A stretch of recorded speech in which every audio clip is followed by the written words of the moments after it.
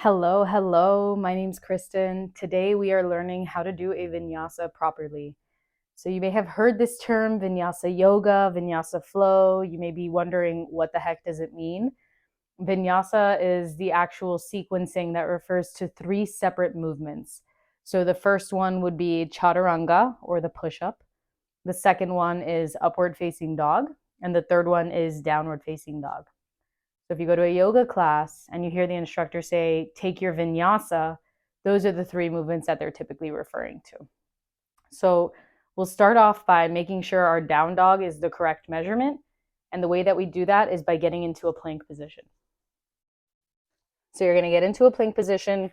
Make sure that your shoulders are directly over your wrists and push through the backs of the heels.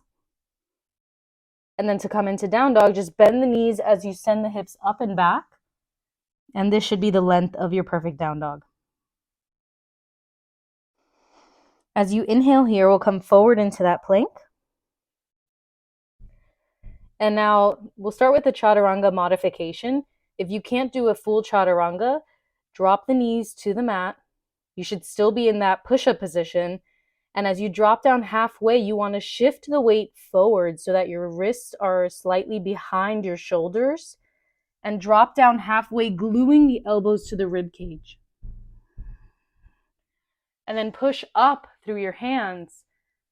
Lift the thighs off the mat, opening up the chest for upward facing dog, and then tuck the toes, send the hips up and back, downward facing dog.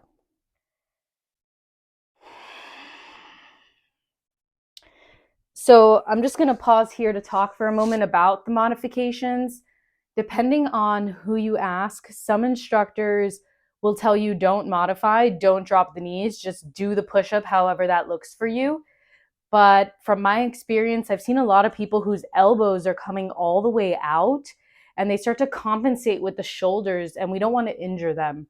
So if you don't quite have that shoulder strength yet, dropping the knees and keeping the elbows glued into the rib cage is a great modification that will let you build the strength without damaging your shoulder joints, so that you can eventually come into the full-blown chaturanga, which I'll demo for you now. So coming back into that tabletop, coming back into that plank. For chaturanga, same thing. You want the hands to be shoulder width apart. You're going to shift the weight forward, so you're coming onto the tops of your toes.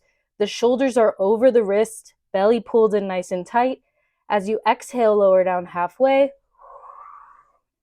As you inhale, pushing up through the arms, tops of the toes come onto the mat, the thighs are off the mat. And then tuck the toes, send the hips up and back, downward facing dog.